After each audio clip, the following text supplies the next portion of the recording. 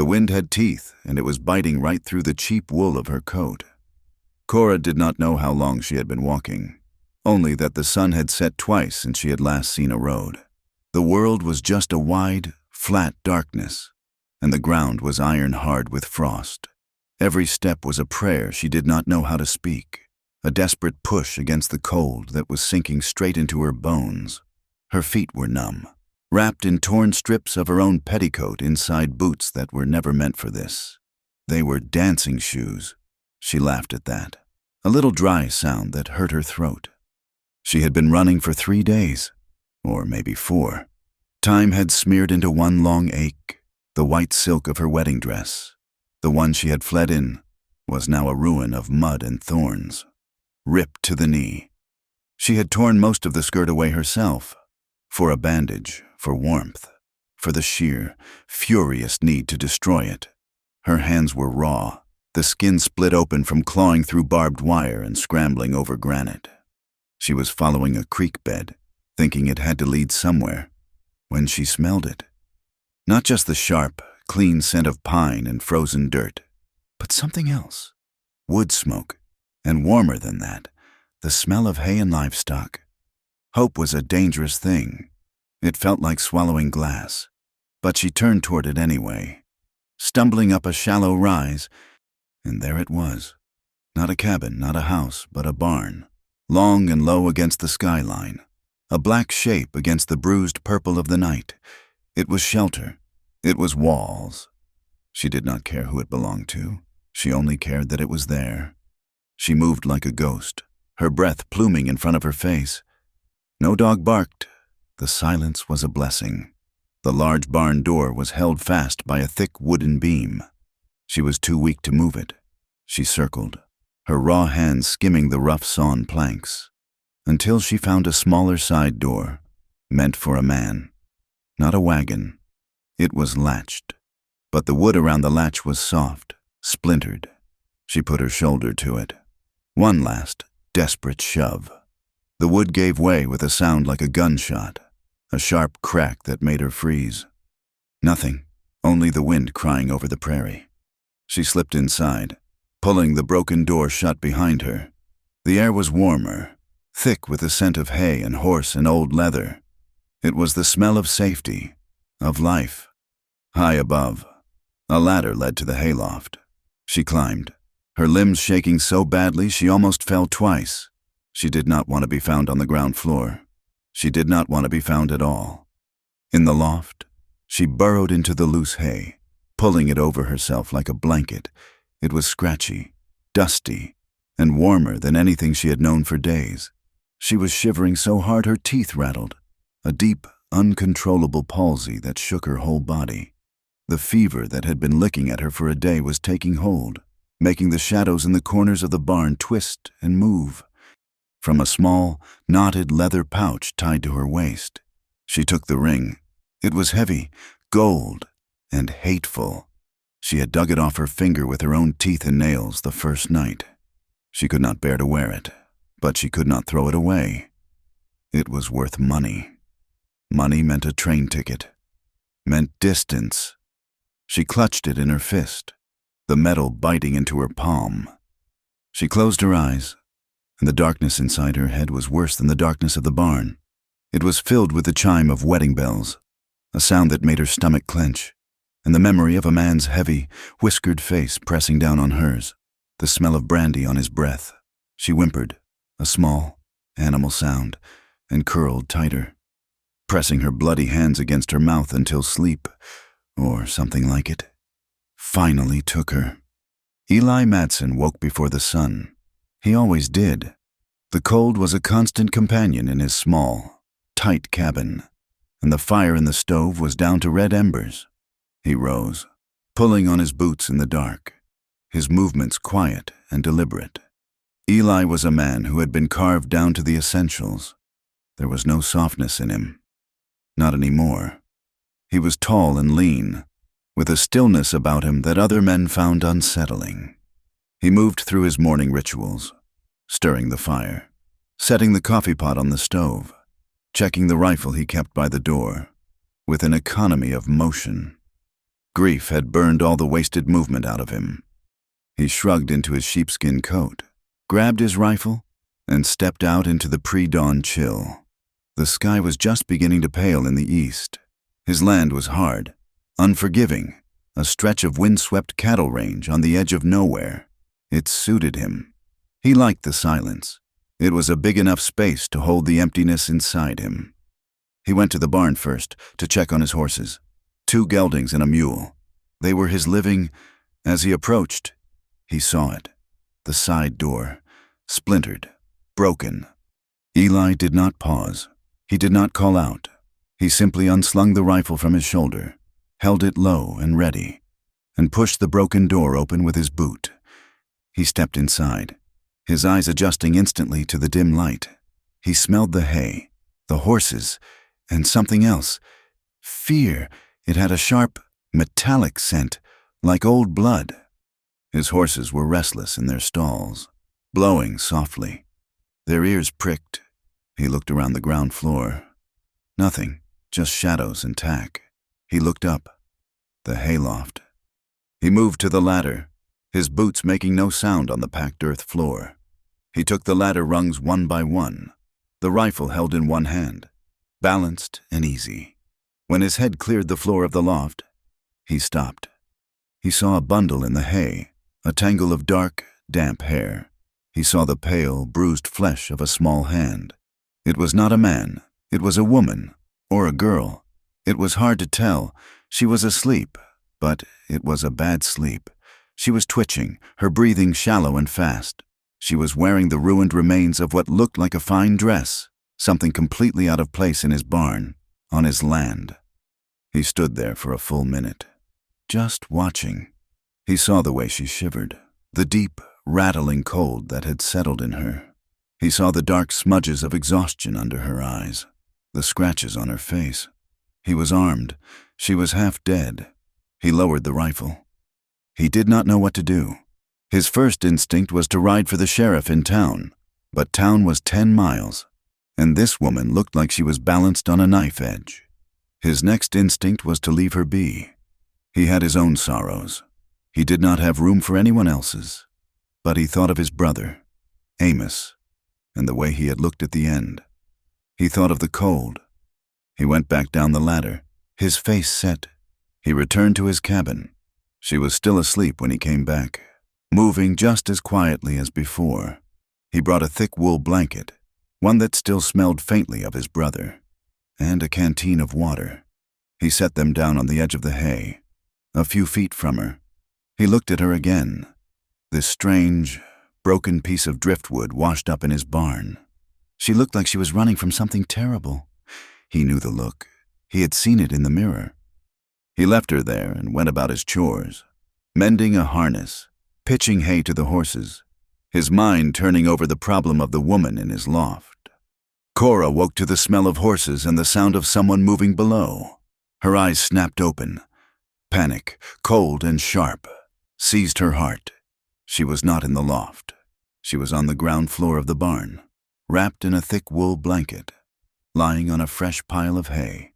A man stood 10 feet away, his back to her, brushing down a big bay horse.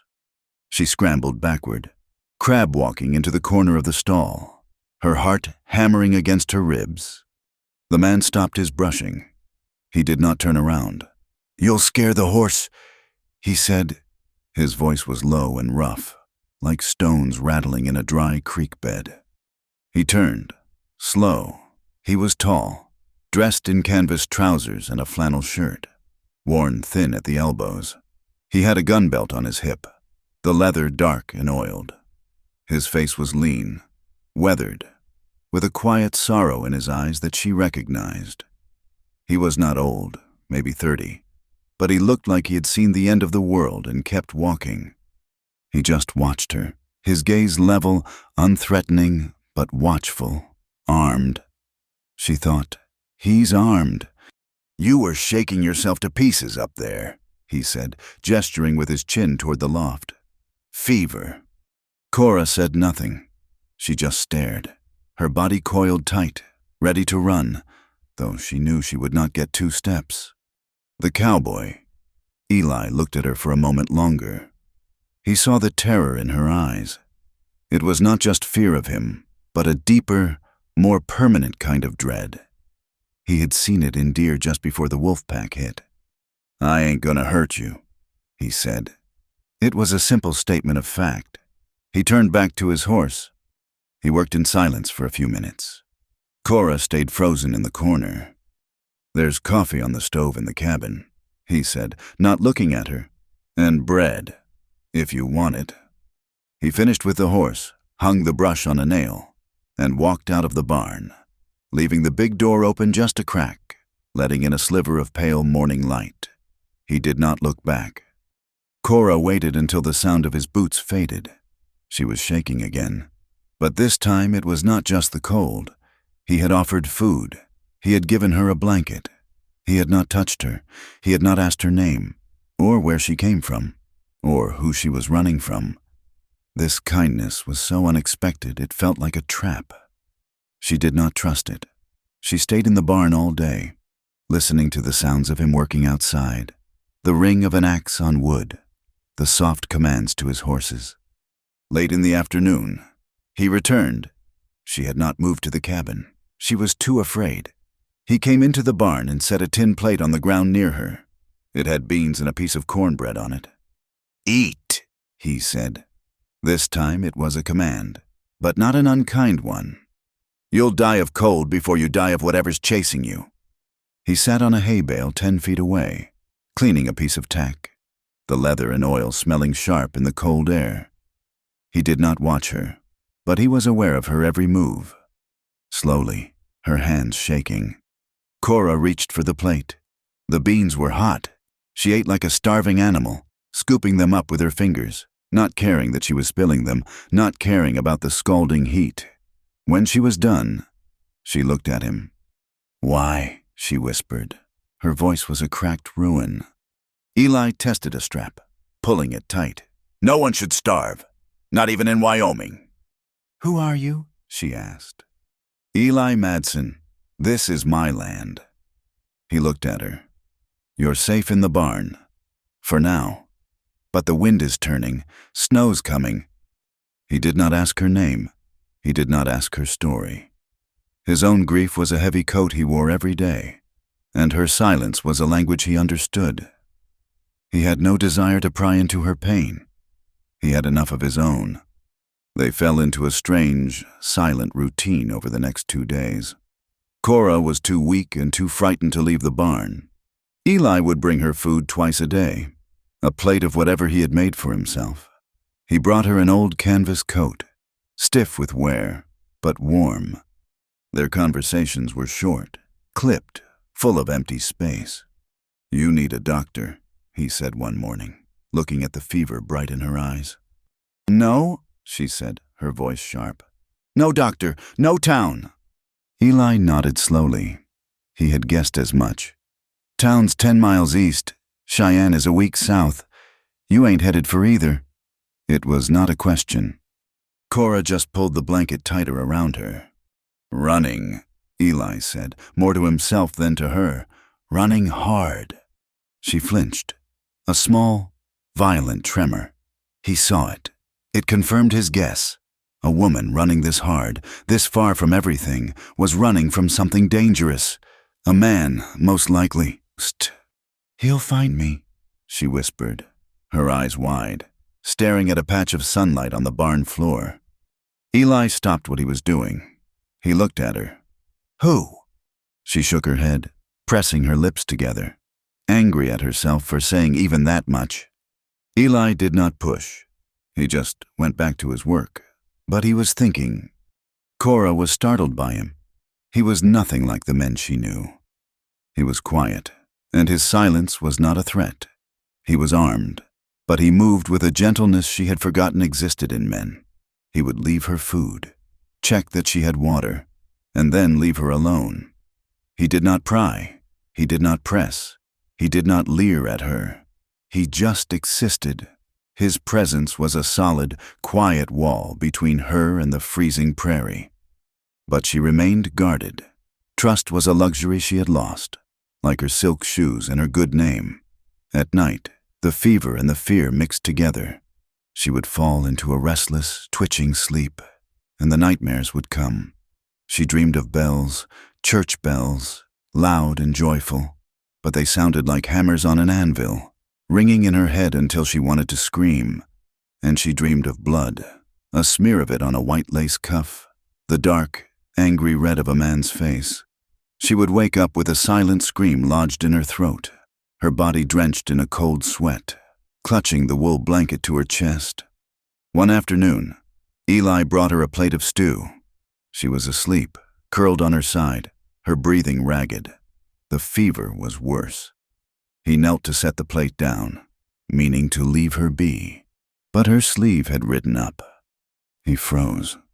Her arm, from the wrist to the elbow, was a landscape of old and new bruises, dark, ugly splotches of purple and yellow, and, starkest of all, the distinct, terrible shape of a man's hand. Fingers and thumb pressed so hard into her skin they had left their mark. Eli's face, usually so calm, darkened. A muscle jumped in his jaw. This was not a simple argument. This was brutal. This was ownership. He had seen ranchers brand their cattle with less anger. His unease, which had been a low hum in the back of his mind, grew into a cold, hard knot in his stomach. This was bad. This was the kind of trouble that followed a person, the kind of trouble that brought more violence with it.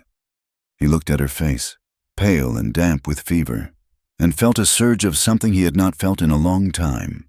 Not just pity, anger, a cold, quiet rage. He stood to leave, and his boot scuffed the straw near where she lay. Something glinted. It was dull, not bright, but it caught the light. He bent down, his eyes narrowing. There, half buried in the dusty straw, was her ring, the one she had clutched in her hand that first night. A thick, plain, gold wedding band. He did not touch it. He just stared at it. The ring, the bruises, the terror in her eyes. The puzzle was complete. She was not just a runaway. She was a runaway bride. And the man she was running from, the man who had left those marks on her arm, was her husband. Eli stood up and walked out of the barn, his face a grim mask. He did not touch her. He did not wake her. He did not mention the ring. He let her stay in the barn, in the cold, because he did not know what else to do. Bringing her into his cabin felt like a line he should not cross. Not for his sake, but for hers. He was a man, and right now, she was terrified of men. But he knew, with a certainty that chilled him to the bone, that this was not the end of it. A man who left marks like that, a man who put a ring like that on a woman's finger, was not the kind to let her go. A few days later, his supplies running low, Eli rode into town. It was little more than a wide, muddy street with a mercantile, a saloon, and a smithy. He tied his horse and went into the mercantile. He was a man of few words, and the proprietor, Mr. Hames, knew not to push him. He gathered his flour, coffee, and salt. As he was paying, 2 men from a big ranch to the south, the Double H, came in. They were loud, slapping dust from their chaps. "Get me a plug of tobacco, Hames," one said, "and a bottle. It's a cold ride."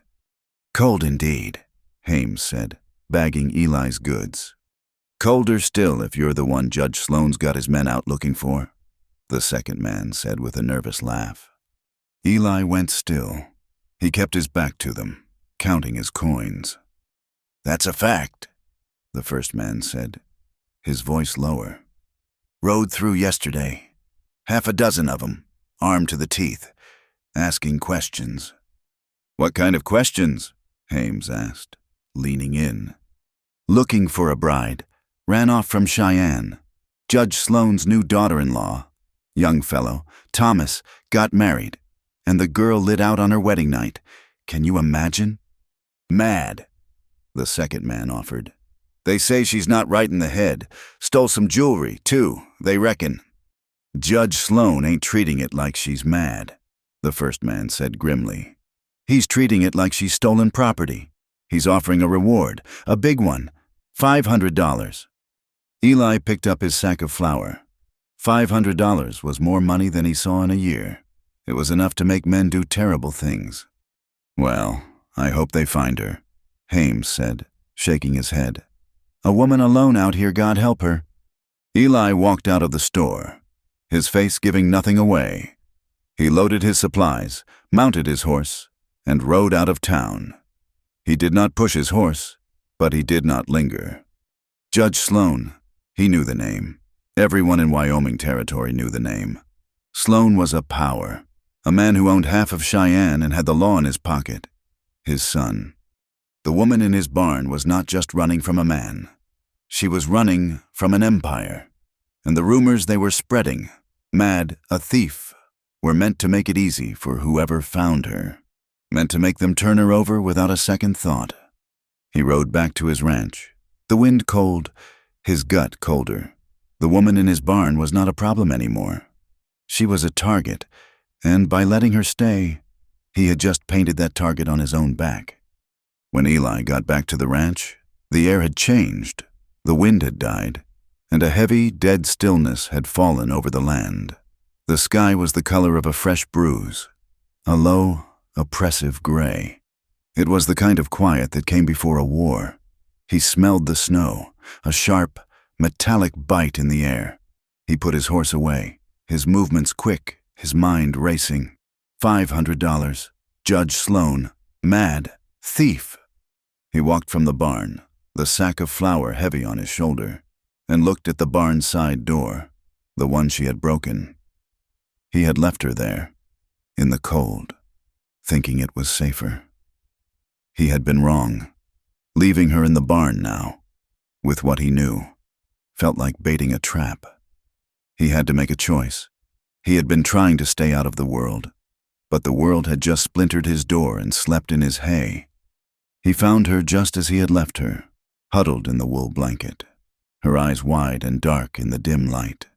She looked like a cornered fox, all ribs and fear. "Snow's coming," he said, his voice flat. He did not know how to soften it. "A bad one. You'll freeze to death in this loft." She just stared at him, her body tensing. She was weighing the cold against him, and he could see she was not sure which was worse. "I have a bunkhouse," he went on, setting his own sack down. "It's small, got a stove. It's warmer than here. You can stay there. No one will see you." He was offering her a bed. He was offering her walls. He was offering her fire. Cora's throat felt tight. She had been treated as property for so long that a simple kindness felt like a trick. But the cold was sinking into her, a deep, aching numbness that was silencing the fear. The fever was making her shake again. She could not survive a blizzard in a hayloft. She gave a single sharp nod. "Get your things," he said. He looked at the ruined silk dress and the borrowed blanket. "Just come on." The bunkhouse was a small square building, 20 yards from his own cabin. It was one room, clean, but smelling of dust and disuse. There was a narrow cot, a small pot-bellied stove, and a single chair. It felt forgotten. "It was my brother's," Eli said, as if that explained it. He laid a fire in the stove, his movements economical and sure. He struck a match, and the kindling caught, casting a warm, flickering light on the rough plank walls. "Keep it fed," he said, gesturing to a small stack of wood. "It'll hold the heat." He left her. He did not ask for thanks. He just went back to his own cabin as the first few flakes, hard and small like pellets of salt, began to fall. By morning, the world was gone. The snow did not just fall. It arrived. It came down in a solid vertical sheet, a white curtain that erased the prairie, the fences, even the short distance between the cabin and the barn. The wind woke up, shrieking, and began to sculpt the snow into massive drifts. It piled up against the bunkhouse door. It climbed the walls of Eli's cabin. They were not just on a ranch, they were on an island, and the sea was a roaring, frozen white. The storm trapped them for 3 days. For Cora, the warmth of the bunkhouse stove was a miracle. The fever, which had been clinging to her, finally began to break. The shivering subsided, leaving her weak and hollow. But her mind felt clear for the first time in a week. She was alive, she was warm, and she was, for this small moment, safe. But the safety felt borrowed. She was a debt he had not asked for. She listened to the wind howling, a sound so lonely it felt like the voice of God, and she knew she had to repay him. She could not just be a trembling animal he had to feed. She had to earn the silence he was keeping for her. On the fourth day, the snow stopped, the wind quieted, and a pale, watery sun showed itself. The world was blindingly white, new and dangerous. Eli was already out, his form dark against the snow, digging a path to the barn. His horses needed him. Cora pulled on the stiff canvas coat he had given her, wrapped her ruined boots in more strips of cloth, and pushed open the bunkhouse door. The snow was piled waist-high. She waded through the trench he had already dug, feeling the cold bite at her legs. When she reached the barn, he was inside, pitching hay. He stopped when he saw her, a question in his eyes. "The horse," she said, her voice still rough. "The one by the door. Did I hurt it when I broke the latch?" Eli looked at the bay gelding. "Scraped his leg. He'll live."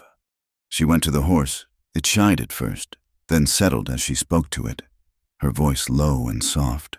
She had grown up with horses, before her family's fortunes had turned, before men had started looking at her as a bargaining chip. She ran a gentle hand down its leg. Finding the cut, it was shallow, but dirty. She looked around, found the bucket of liniment and a pile of clean rags. She did not ask his permission. She just began to clean the wound. Her hands were small, chapped, and raw, but they were steady. She worked with a quiet competence, whispering to the horse, her movements gentle. Eli watched her. He had assumed he did not know what he had assumed, that she was soft, helpless, a piece of fine china dropped on a saloon floor. But her hands were sure. She was not afraid of the animal. He turned back to his work, the sound of her soft voice a strange counterpoint to the scraping of his shovel. Later, she came to the cabin. She stood on the porch, hesitating, stamping snow from her feet. He was sitting at his small table, drinking coffee. She started, then stopped. "I want to help. For the food." Eli looked at his sparse shelves. Beans, flour, salt pork, coffee. "Can you cook?" "I can," she said. She had never cooked a meal in her life, but she had watched. How hard could it be? It was harder than she thought. His kitchen was a cast-iron skillet, a heavy pot, and a coffee pot. Her hands, used to embroidery and piano keys, were clumsy with the heavy, soot-stained iron. She tried to make bread, but the flour and water became a dense, gluey paste. She tried to fry salt pork and filled the cabin with stinging, greasy smoke. She scorched the beans to the bottom of the pot. It was a disaster. She stood over the smoking skillet, tears of pure frustration and shame stinging her eyes. She was useless. She was nothing, mad, a thief, and worthless. Eli, who had been cleaning his rifle by the fire, got up. He did not say a word. He took the skillet from her, scraped the blackened pork into the scrap bucket, and poured water from the kettle into the pot to save the beans. He opened the cabin door to let the smoke out. He salvaged what he could of the meal. They ate in complete silence. The beans were smoky, the bread was like a rock, and the coffee was bitter. Cora could not look at him. She was waiting for the anger, the sharp word, the dismissal. He finished his plate, pushing the last of the beans around. He drank his coffee. He looked at her, his face unreadable. "It's food," he said. He stood up, took his plate and hers, and began to wash them in the basin. His simple acceptance, the absence of anger, broke something in her.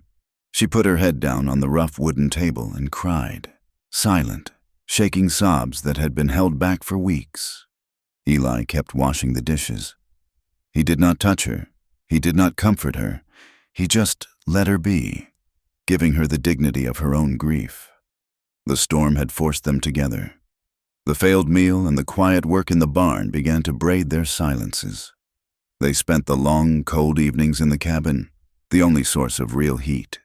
She would sit by the fire, mending one of his shirts, her stitches small and neat. He would sit at the table, whittling a piece of wood or oiling his tack. The silence in the cabin was heavy, but it was no longer just empty. It was full of questions. One night, Cora looked up from her sewing.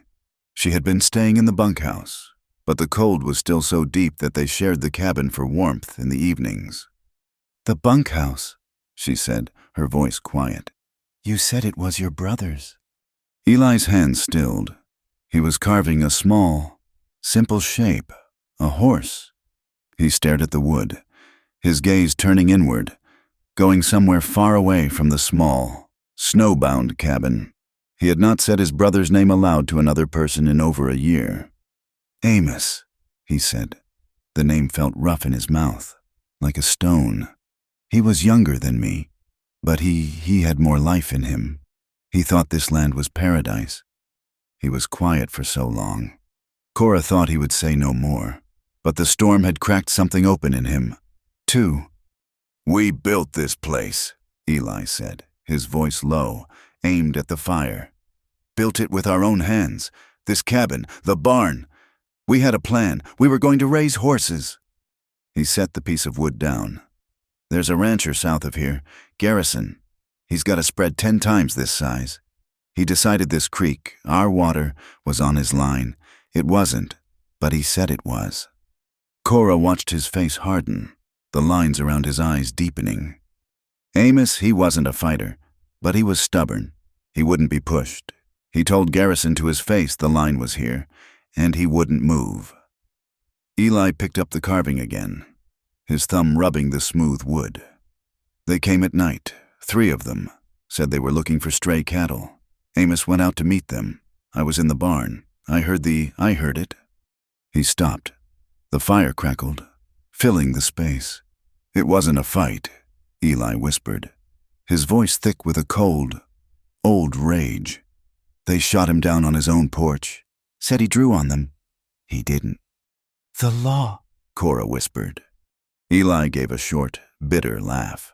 "The law is bought by men like Garrison. The sheriff called it self-defense. They buried my brother, and Garrison got the water rights upstream." He closed his hand around the small wooden horse. "I've been alone here ever since." He looked up, and his eyes met hers. She saw the raw, unhealed wound. "I was supposed to marry," he said, surprising himself. "A girl in town, Sarah. After Amos died, I couldn't. The man she was meant to marry died with him. All that was left was this." He motioned around the cabin. "At himself. She married a merchant, moved to Oregon. I buried Amos, and I buried that part of myself too." He looked down at his hands. "This land is all I have left of him. I won't lose it." Cora listened, and her own story, the one she had held clenched in her gut, began to uncoil. He had told her his truth. She owed him hers. "He knows," she said, her voice trembling. "Eli, he knows." Eli looked up. "What?" "The man I ran from, Judge Sloan. You said you heard the name in town." "I did," he said, his voice wary. "They're looking for you. They say you're mad. Say you stole jewelry." Tears sprang to her eyes, hot and angry. "I am not mad," she said, her voice rising, fierce. "And I did not steal. It was a trade." She stood up, pacing the small space between the fire and the door, her hands clenched. "My father, he had a good name, but no money. He made a bad investment. Lost everything. Judge Sloan, he held my father's notes. He owned him." She stopped, her back to Eli. "Sloan has a son, Thomas. He's weak, a pale, empty sort of man, who only feels strong when he's drinking his father's whiskey. The judge, he wanted a good name for his son. He wanted an heir from good stock." She turned, her face pale. her eyes burning. "My father, he made a bargain. He gave me to Thomas to clear his debts." Eli's face was stone. He had seen men trade horses, trade land, but this— "The wedding," she choked out. "It was all bells and white silk, and I felt like an animal, a brood mare he had just purchased. I tried to run twice before the wedding, but my family, my own father, they locked me in my room. They said I was hysterical. They said I had a duty." She was shaking, reliving it. "That night, the wedding night, he came to my room. He was drunk. He smelled of brandy and ownership. He said I was his wife now. He said I owed him." She wrapped her arms around herself, her gaze fixed on the floor. "I told him no. I begged him. He did not listen. He laughed. He said his father had paid a high price for me, and he meant to get his money's worth. He tore my dress." Her voice dropped to a whisper. Eli had to strain to hear her. "He pushed me onto the bed. He was heavy. I couldn't breathe. He tried." She looked at Eli, her eyes desperate, needing him to understand. "I fought him. I had a water pitcher, heavy crystal. I hit him as hard as I could. There was blood. He fell back. I didn't wait to see. I ran." She sank onto the chair, her body trembling. "I have been running ever since. That bounty, that $500. It isn't for my return. It's for my punishment. They can't have the world knowing that a Sloan was refused. They would rather see me dead than see him shamed. So they will say I am mad. They will say I am a thief. And whoever finds me, they will drag me back. And he will finish what he started." The cabin was silent. Eli looked at her, this small, broken woman who had been sold. And he understood the bruises on her arm. He understood the terror in her eyes. He was looking at a woman who had been to the edge of hell and had clawed her way back. The confession, the days of hard, physical work, and the lingering fever finally caught up with her. The false strength she had been running on simply evaporated. One night, Eli was in his cabin, checking the new path he would have to dig in the morning, when a feeling of unease settled on him. It was too quiet. The bunkhouse stove would need more wood. He pulled on his coat and boots and walked the 20 yards to the small building. The air was so cold it hurt to breathe. He knocked. "Cora." No answer, just the low crackle of the dying fire. He pushed the door open. The room was shadowed, the fire down to embers. "Cora, you need more." He saw her. She was on the floor, a dark heap by the cold cot. She had tried to get up, perhaps for water, and had fallen. "Cora!" He was at her side in an instant. She was shivering, a deep, violent palsy that shook the floorboards. Her skin was on fire. The fever was back, and it was worse. She was delirious, muttering, her eyes rolling back. "No, please. Thomas, the bells. Stop the bells, Benny. Run!" "Damn it!" Eli swore. A rare curse. The bunkhouse stove was too small. The fire would not hold against this kind of cold. Not with her this sick. She would be dead by morning. He made the decision in a heartbeat. He scooped her up. She weighed almost nothing, a bundle of bones and damp flannel. He carried her out of the bunkhouse, through the snow, and into the warmth of his cabin. He laid her on his bed, the only bed. He piled every blanket he owned on top of her, but she kept shaking. She was muttering, her hands clenching at the blankets, fighting ghosts. He looked at her. Her clothes, the dress she had repaired. The shirt were damp with fever sweat. She would never get warm like that. He hesitated, his hands clenched at his sides. He thought of the bruises. He thought of Thomas Sloan. He was a man, and she was terrified of men. But he also thought of the cold, and the sound of his brother's last, rattling breath. He would not let someone else die on his land. Not if he could stop it. "I'm sorry," he whispered, though she could not hear him. His hands, usually so rough from rope and wood, were surprisingly gentle. He unbuttoned her shirt, his gaze fixed firmly on her face. He saw the dark, ugly map of bruises on her ribs, the shadow of her bones. He pulled the damp clothes away and quickly, purposefully, pulled a long, clean flannel nightshirt of his own over her head. He tucked her back under the mountain of blankets. He spent the rest of the night in the chair beside the bed. He forced broth and lukewarm water between her cracked lips. He bathed her face and her wrists with a cool cloth. She thrashed and cried out, begging someone named Benny to run, begging Thomas to stop.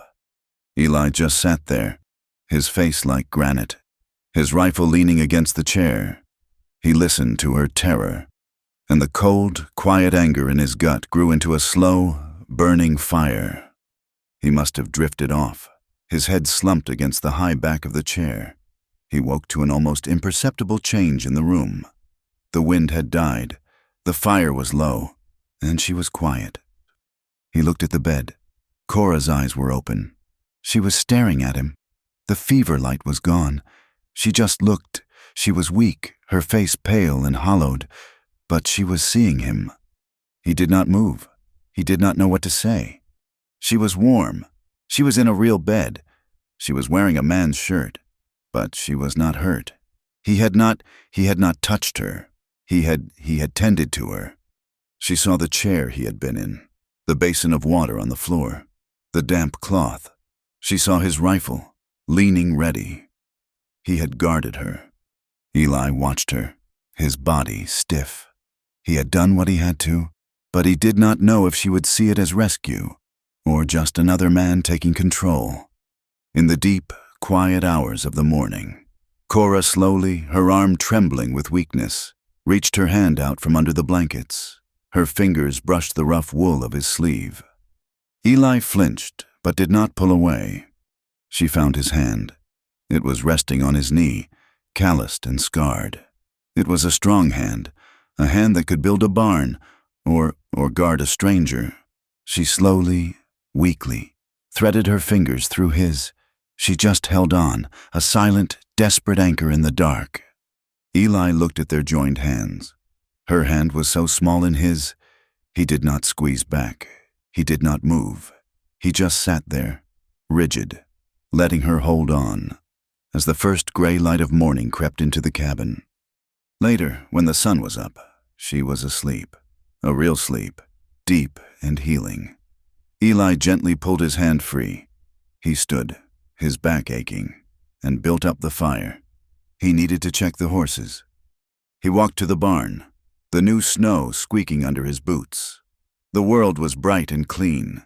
He went to the stall where she had first hidden, where he had moved her from the loft. He had to clear out the old, damp hay. He began pitching it into the aisle, and he saw it, the glint of gold. He had seen it before, but had left it.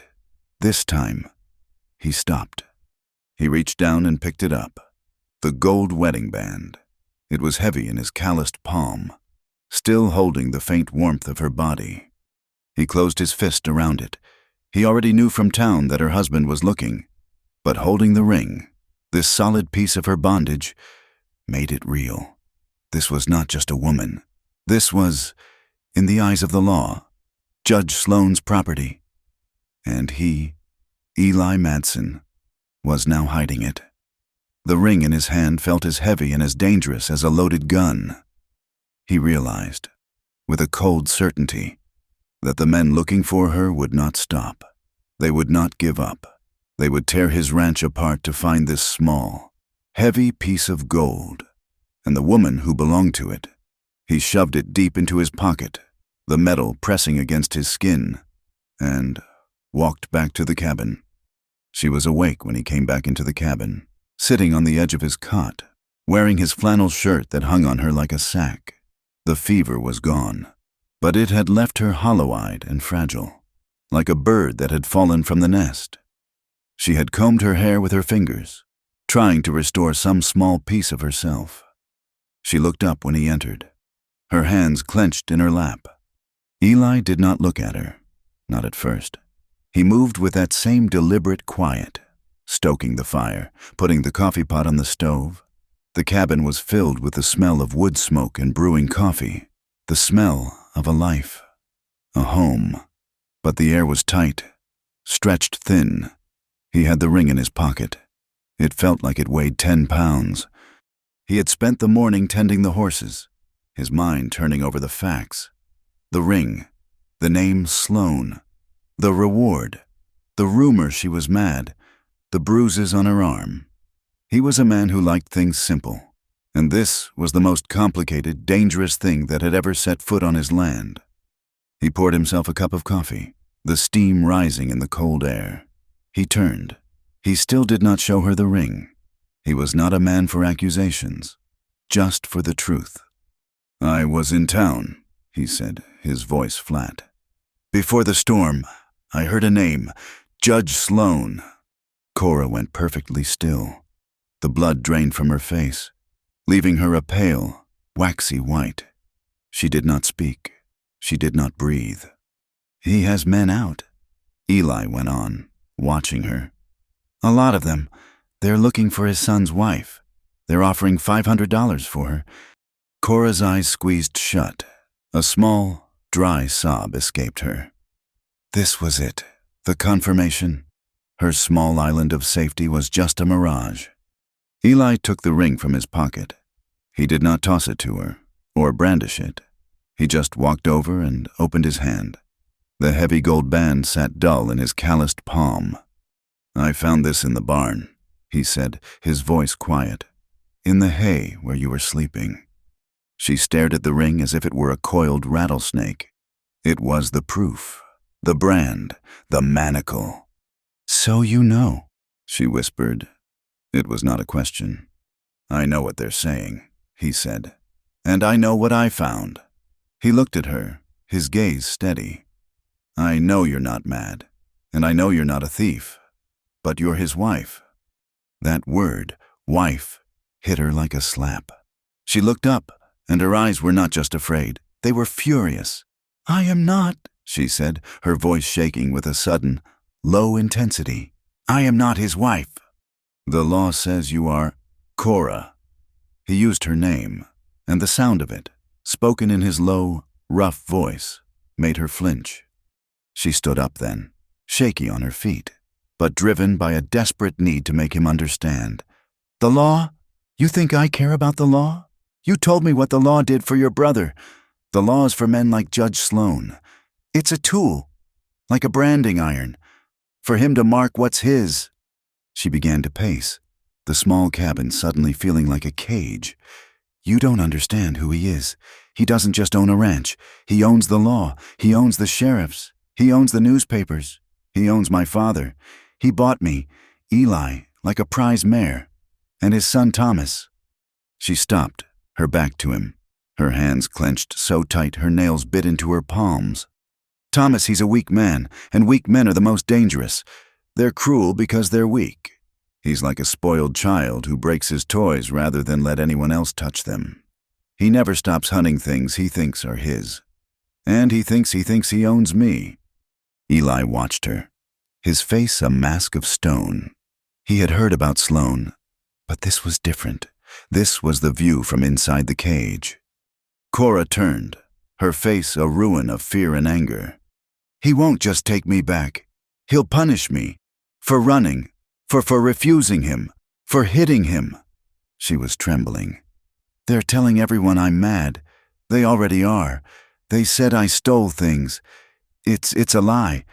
But it's a lie the law will believe, because he said it. They'll lock me up. They'll have papers. The judge can make papers that say anything he wants. He'll say I'm mentally unwell and need retrieval. He'll say I'm a danger. And then. She did not need to finish. Then, behind a locked door, with the law on his side, Thomas Sloane would finish what he started on their wedding night. Eli set his coffee cup down. The ring was still in his hand. He looked at it. He was a practical man. He had built this ranch from nothing, had held on to it after his brother's murder by sheer, stubborn grit. He knew what a fight with a man like Sloane meant. It meant losing. It meant losing his land, his horses, his life. He had already lost a brother for this land. He was not sure he was willing to lose the land itself for a stranger. "You're not safe here." he said. It was the hardest, truest thing he could say. "I'm not safe anywhere," she whispered, the fight going out of her, leaving her small and cold. He looked out the window. The snow was still deep, but the sun was bright. The roads would be mud, but they would be passable in a few days. "Cheyenne is south," he said, his voice flat, not looking at her. "Denver is past that. You could go south. I could give you a horse, supplies. You could get to Colorado. He's not the law in Colorado." He was offering her a way out. He was offering to send her away. She looked at him, and her eyes filled with a new, sharper terror. The terror of being sent out. I won't make it. They're looking. You said it. They'll find me. A woman alone." He turned back, and his gaze met hers. He saw the truth. She was right. She would not last a week. They would find her, and the $500 would be paid, and she would be dragged back to Cheyenne. He looked down at the small, fierce, terrified woman in his cabin. He thought of her hands, so gentle on his horse. He thought of her trying to make bread, covered in flour and smoke. He thought of her hand, so small, slipping into his in the dark. He could not do it. It was not a logical choice. It was a choice of the gut. Sending her out there to be hunted felt like pulling the trigger on her himself. It felt, in a way he could not explain, like abandoning Amos all over again. He slowly uncurled his fingers and set the gold ring on the rough wooden table. It sat between them, a small circle of gold, a problem they now shared. "Then you stay," he said, "for now." The silence in the cabin was heavy. He had just crossed a line. He had gone from sheltering a stray to hiding a fugitive. He knew the difference. It was the difference between leaving a door unlocked and standing in the doorway with a rifle. A week passed. The world began to thaw. The massive drifts of snow turned to gray slush, and the prairie turned to a sea of deep, sucking mud. The roads were passable, but barely. The isolation of the storm was over. The world was coming back, and with it, the danger. They had been low on supplies before the storm. Now, they were desperate. Eli had to go to town. The tension in the cabin that morning was sharp. He loaded his rifle, checked it twice. He looked at Cora. She was stronger. The fever was gone, and she had been eating. Color was back in her face. "Stay in the bunkhouse," he told her. "Bar the door. Do not open it, for anyone. Do not even look out the window. Do not make a sound." He handed her his spare rifle, the one that had been his brother's. "You know how to use this?" She took it, the metal heavy and cold. "My father taught me to shoot rabbits." "You're not shooting rabbits," he said, his voice hard. "If anyone but me tries to get in, you aim for the chest." She nodded, her face pale but set. He rode out, his eyes sweeping the horizon, every tree, every rise, a potential threat. The town was different. The mud in the main street was churned up by dozens of horses. Men he did not know, men with new guns and cold eyes, were standing outside the saloon. Sloane's men. Eli tied his horse, his body coiled. He went into the mercantile. Mr. Hames, the proprietor, looked at him with nervous, pitying eyes. "Madsen," Hames said, his voice low. "You're buying a lot of flour." "Winter's long," Eli said, not meeting his eye. Just be careful, Eli." Eli paid for his supplies. His movements clipped. As he was tying the sacks to his horse, a man stepped out of the saloon's shadow. It was not one of Sloane's men. It was Silas, a hand from a neighboring ranch, a man who had known Amos. He was older, his face a map of sun cracks. "Madsen," Silas said, his voice low. He leaned against the hitching post, not looking at Eli. "Silas," Eli acknowledged. Silas spat a stream of tobacco juice into the mud. "Just a word to the wise. You're a man who likes his privacy. I respect that. But your privacy is drawing attention." Eli went still. "What do you mean?" "Sloane's men? They're not just asking in town anymore. They're riding the range. They're asking at homesteads. They're asking about smoke from chimneys that ain't usually lit. He flicked his eyes toward Eli. Like your bunkhouse. Eli's blood ran cold. I keep a fire in there sometimes, to keep the damp out. Silas gave a short, unconvinced grunt.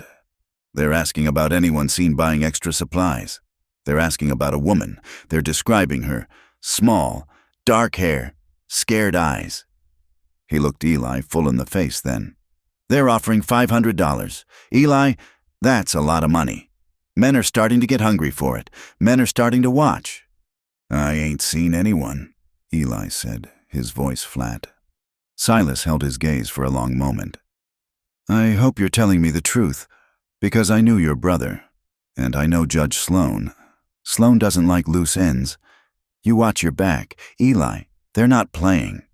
Silas pushed off the post and walked away, his boots sucking in the mud. Eli finished tying his supplies, his hands tight. He mounted his horse and rode out of town, not fast, but with a terrible, controlled urgency. The circle was tightening. They were not just looking, they were watching. He got back to the ranch as the sun was bleeding red into the western hills. He found Cora in the bunkhouse, the rifle held tight in her hands, her face pale. She unbarred the door for him, relief washing over her. He brought the supplies into his cabin. He was silent, his movements angry. He built up the fire in the stove, the wood cracking and spitting. Cora followed him in. What is it? What happened? He turned, his face grim in the firelight. They know, he said, or they suspect. A man, a neighbor, he warned me. They're watching the ranch. They know about the smoke from the bunkhouse. They're looking for me buying extra food. They're looking for you. The panic she had been holding at bay for a week came rushing back. Then I have to go, she said, her voice frantic. Eli, I have to go now. I'll bring them down on you. I knew it. They'll do to you what Garrison's men did to your brother. Over me. No, he said, his voice a low growl. Yes, she cried, grabbing the canvas coat. I'm not worth your land. I'm not worth your life. I'll go tonight. They'll follow me, and they'll leave you alone. She was pulling the coat on, fumbling with the buttons, her hands shaking. I'll go south. He crossed the room in 2 strides and grabbed her, not roughly, not like Thomas would have, but his hands were steel on her arms. He stopped her. And go where? He demanded. In the dark, in the mud, with them out there, hunting. You're staying. You don't understand, she wept, pushing at the solid wall of his chest. I'm poison. Everything I touch, I destroy. I destroyed my family. I'll destroy you, too. Stop, he said. He just held her, his grip unbreakable, forcing her to be still. Just stop. They stood there by the stove, the only sound the roar of the fire and her ragged, broken sobs. The firelight played on her face, on the tears streaming through the dust on her cheeks. She was terrified. She was exhausted. And in that moment, Eli saw her not as a problem, or a fugitive, or a victim. He saw her, the steel core of her, the woman who had fought back, who had run for days, who had survived a fever in his barn. All the loneliness he had felt since Amos died, all the cold, empty nights in this cabin, it all rushed to the surface. He was not just protecting her, he cared for her. He did not plan it. He did not think, he just leaned down and kissed her. It was not a gentle kiss. It was hard and desperate and full of all the fear and grief and rage that had been building in both of them. It was the kiss of 2 people who were completely, utterly trapped. It tasted of salt and coffee and wood smoke. It was a raw, shocking spark of life in the middle of a frozen, dying world. Cora, for one split second, kissed him back. She gripped the front of his flannel shirt, her body leaning into his strength, this one solid, warm thing in a world that was trying to tear her apart. Then, as quickly as it had begun, she tore herself away. She stumbled backward, her hand flying to her mouth, her eyes wide with a new, different kind of horror. "No," she gasped. "No, I can't." "Cora," he started, stepping toward her, his own breath ragged. "Don't," she whispered, her voice breaking. She was looking at the floor, shaking her head, her whole body trembling. You shouldn't touch me." "Why?" His voice was rough. "Because I'm ruined." The word came out, ugly and final, a word she had been holding in her heart for weeks. I'm damaged goods. That's what my father said. That's what he said. I'm spoiled." She wrapped her arms around herself, her shoulders hunching, trying to hide the memory of Thomas Sloane's hands on her, his brandy-soaked breath in her face. It was so vivid. It made her skin crawl.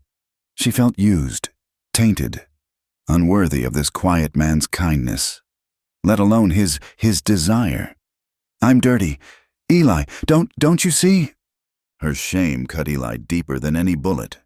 He looked at her, and his anger, which had been a cold fire for Sloane, now blazed, hot and protective, for her. He saw her, not as damaged, but as wounded. He did not crowd her. He just stood there, his hands open at his sides. "Look at me," he said. His voice was not loud, but it was fierce. It cut through her weeping. She finally, slowly lifted her eyes to his. "You are not," he said, his voice shaking with a contained intensity. "Ruined. You are not dirty." He took one slow step toward her. What he did, what he tried to do, that was his filth, his shame, not yours. He was close now, his gaze locked on hers. You are a fighter. You are the strongest person I have ever met. You are alive. And you are clean." He said it like it was the simplest, most obvious truth in the world. She was still crying, but the racking sobs had quieted. The shame was still there, a deep, dark stain, but his words were like a balm on a raw burn. He did not try to kiss her again. He did not try to touch her. He opened his arms. It was not a demand. It was an invitation, a shelter. She hesitated for a long, long time, her body torn between the need to hide and the desperate, aching need to be held. Then, slowly, as if moving through deep water, she took a step, and another. She leaned her head against his chest. She did not hug him. She just rested. She was so tired, so very tired of running, of fighting. Eli closed his arms around her. He held her gently, his big, rough hands spreading wide on her back, as if she were made of spun glass and he was afraid she would break. He just held her. He felt her shaking slowly subside. He rested his chin on the top of her head. "You need to sleep," he whispered. "I'm afraid," she whispered back into his shirt. "If I close my eyes, they'll be here." "I'll be right here," he said. "I'll watch." He led her to the small rocking chair by the fire. He sat down, and she curled up on the rug at his feet, her head resting against his knee. It was the trusting, weary gesture of an animal that has finally found a safe den. Eli looked down at her dark hair, and a powerful, protective urge tightened his chest.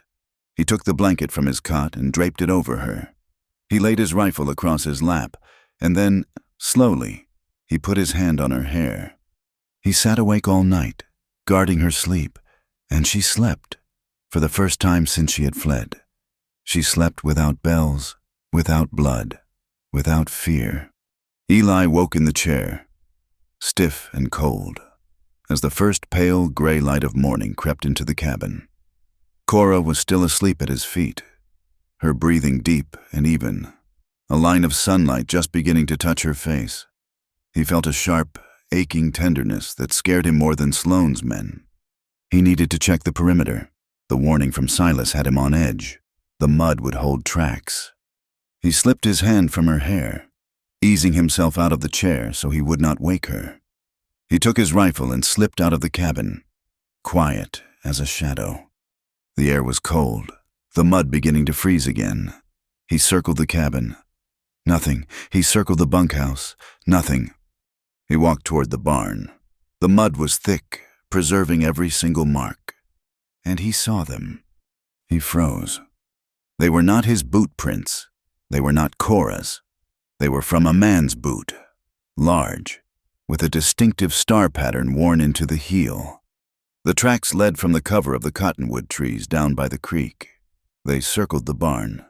Slowly, deliberately, they stopped right by the side door, the broken one. Someone had stood there, close enough to touch the wood, listening. The tracks led back to the trees, where a single horse had been tied. Eli's blood ran cold. He stood up, his gaze sweeping the silent, empty horizon. They were not just watching anymore. They had been on his land. They had been at his barn. They knew. He turned and walked, not ran, his body tight with a cold, terrible purpose. Back to the cabin. The time for hiding was over. He did not run back to the cabin. He walked, his steps measured, the cold fury settling deep in his gut. He knew that star pattern. It belonged to a man named Harkin, a man who worked for Judge Sloan, a man who hired his gun out and asked no questions.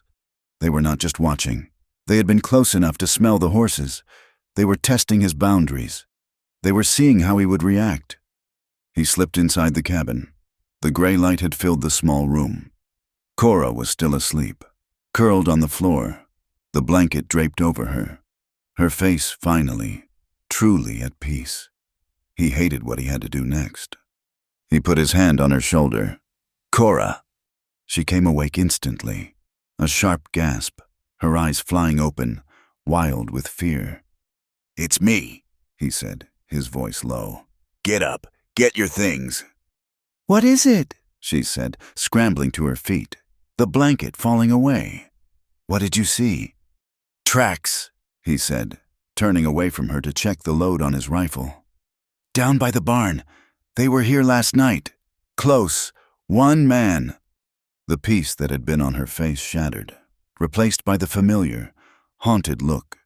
He knows I'm here." "He suspects," Eli corrected, his voice hard. "He was scouting, but they'll be back, and they will not come one at a time." He grabbed a thick canvas sack. He began to fill it. Jerky, a brick of hardtack, a full canteen of water. "There's a place," he said, his back to her. "A cave, up in the high rocks. My brother and we used to shelter there when we were boys. It's small. It's hidden by brush. You can see the ranch from there, but they cannot see you." "A cave?" she said, her voice small, trembling. You're sending me away." It was not an accusation, just a statement of terrible fact. He turned, the sack in his hand. "I am sending you where they will not find you. I cannot fight them, Cora, and watch you at the same time. I cannot." He saw her face crumble, and his voice softened. "Just a fraction. I have to draw them out. I have to know what they know. I am going to town." "To town?" she cried, her voice rising in panic. "Eli, no! That's what they want! They'll be waiting for you!" "They are already here," he said, his voice flat. "I would rather meet them on my terms, in the open, not have them come here in the dark." He held out the sack, and the rifle she had held the night before. "You will go to the cave. You will wait.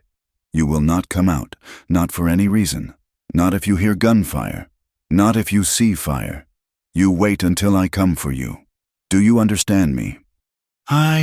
She looked at the rifle, at his hard, set face. I'm bringing this on you. Eli, this is my... It does not matter whose fault it is." He cut her off. "It is here. Now we deal with it." He grabbed her coat, the old stiff canvas one, and pushed it at her. "Put it on. We have to go before the sun is all the way up."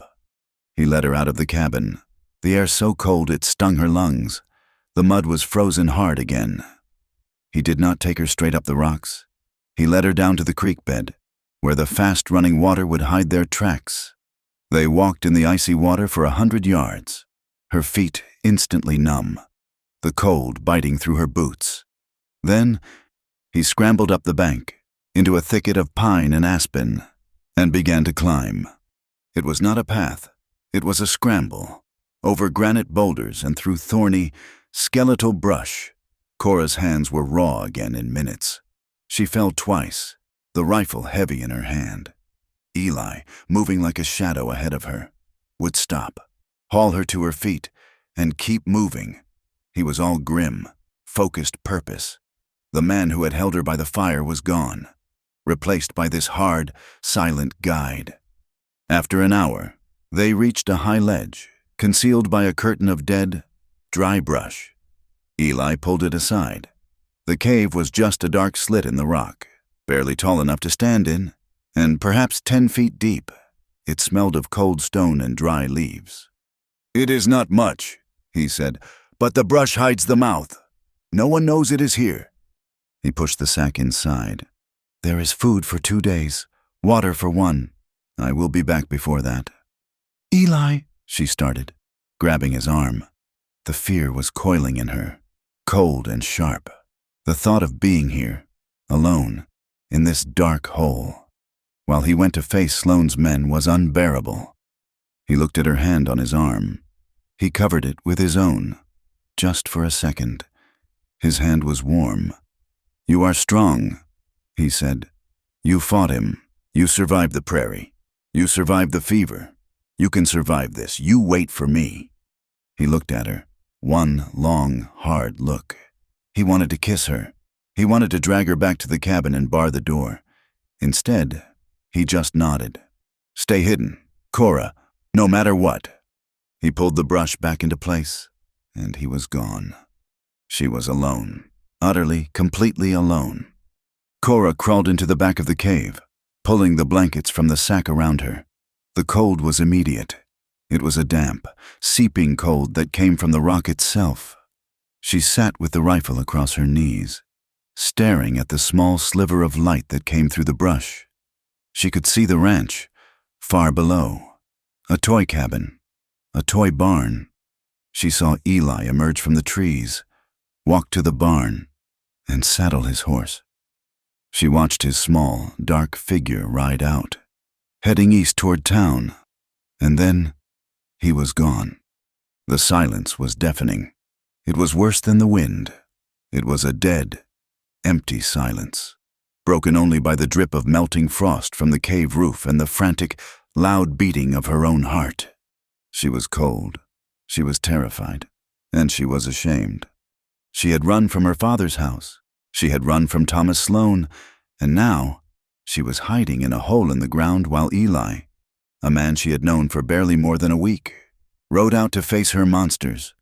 The word he had used on her, fighter, felt like a bitter joke. She was a runaway. That is all she had ever been. Time smeared. The sun moved across the sky, a pale, useless disk. She ate a piece of the jerky, the dried, salty meat tough and hard to swallow. Every sound made her jump. The scurry of a mouse in the leaves, the call of a distant hawk, the snap of a frozen twig. Each one was him. Hearken, Sloane's men, coming for her. The flashbacks started, the way they always did when she was alone and afraid. The cold, dark cave dissolved, and she was back in the suffocating heat of her wedding night. She could smell the brandy on Thomas's breath, the sickeningly sweet scent of the wilted flowers in her hair. She could feel his heavy, wet mouth on her neck, his fingers fumbling with the buttons of her dress, the rough scrape of his wool suit against her skin. "You are my wife now. You owe me," she whimpered, pressing her back against the cold stone, the rifle a useless weight on her lap. She felt dirty again. She felt ruined. She remembered the kiss, the night before. Eli's kiss. It had been hard and desperate, but it had not been taking. It had been a question, a statement, and she had pulled away. She had hidden behind her shame. She thought of Eli's hands, rough, calloused, scarred, but they had been so gentle when they had tended her fever. They had been so strong when they held her. when they stopped her from running out into the mud. She contrasted them with Thomas's hands, soft, pale, damp, with trimmed nails, and a shiver of revulsion went through her. Her deepening bond with Eli was a fragile, terrifying thing. It felt like standing on a frozen river, hearing the ice crack under her boots. To care for him meant she could be hurt in a new way, a way that had nothing to do with bruises or violence. It meant she was no longer just running from something. She was running to something, and that something was a man who was, at this very moment, risking his life for her. She pulled her small satchel, the only thing she had from her old life, into her lap. She had looked through it a dozen times, but now she was desperate for a connection to anything. Her fingers fumbled inside a small, torn lining pocket. She felt something hard and small. She pulled it out. It was a small, crudely carved wooden horse. It was no bigger than her thumb, worn smooth with handling. The sight of it broke her. This was not jewelry. This was not something she had stolen. This was from Benny, her younger brother. He was 8. He had pressed it into her hand the day before her wedding, his eyes wide and scared. "He is not a nice man. Cora," he had whispered, "take this, so you can always ride away." Cora clutched the small, wooden horse, and the tears she had not let herself cry in the cave finally came. She wept for her brother, lost to her. She wept for her father, who had sold her. And she wept for herself, for the woman who had thought running was the only answer. She looked at the horse, this symbol of escape. Her brother had wanted her to ride away, but running had not saved her. It had only brought the wolves to Eli's door. She looked down at the toy ranch. Eli was alone down there. He had faced Garrison's men alone after they killed his brother. He had been alone ever since. And now he was facing Sloane's men alone. Because of her. A new feeling rose up in her, cold and hard as the cave rock. It was not fear, it was anger, a pure, clean rage. They had taken her home. They had taken her name. They had tried to take her body. They would not take this man to... She found her satchel, the little wooden horse. She looked at it. She must stop running forever. She was not a runaway. She was not damaged goods. She was Cora, and she was done hiding. She put the horse in her pocket, she picked up the rifle, and she began to climb down the rocks. Eli rode into town with his shoulders set and his rifle resting easy across his saddle. He looked like any other rancher, in for supplies, but his eyes, cold and watchful, missed nothing. He saw the horses, 4 of them, tied outside the saloon, all branded with Sloane's double H. He saw a man, not Harkin, watching the street from the mercantile porch. He tied his horse. He did not go to the mercantile. He went straight to the saloon. The room went quiet when he pushed the doors open. The smell of stale beer, whiskey, and unwashed men hit him. Harkin was at a back table, playing cards with 2 other men. He looked up, and a slow, oily smile spread across his face. He put his cards down. Well, Mr. Madsen, Harkin said, his voice loud enough to carry, "Come to join the game?" "I am not here for games," Eli said, his voice low. He stood just inside the doors, his hands at his sides, away from his gun. He did not want to seem like a threat. He wanted to seem like a man with a question. "No, that's a shame. We're celebrating?" Harkin gestured to the bar. "We're on a hunt, and we're about to find our prey." Eli walked to the bar. "Whiskey," he said to the bartender. He did not want it, but it was what a man did. He took the glass and turned, leaning his back against the bar, so he could see the whole room. "Hunting what?" Eli asked, looking at Harkin. Harkin stood up and walked toward him, his spurs ringing on the floorboards. He was a big man, but he moved with a cat's quickness. "A stray," he said, stopping a few feet from Eli. "A very valuable stray. Belongs to Judge Sloane." "I have seen your tracks," Eli said, his voice quiet, but it cut through the room. "On my land, this morning." Harkin's smile did not falter, but his eyes went cold. Is that so? Must have gotten lost. This stray she's not right in the head, prone to hiding in barns, prone to attachments. My barn is empty, Eli said. My land is empty. Is it? Harkin leaned in, his voice dropping. Funny. We heard you had a fire in your bunkhouse. A man who lives alone, why would he need 2 fires?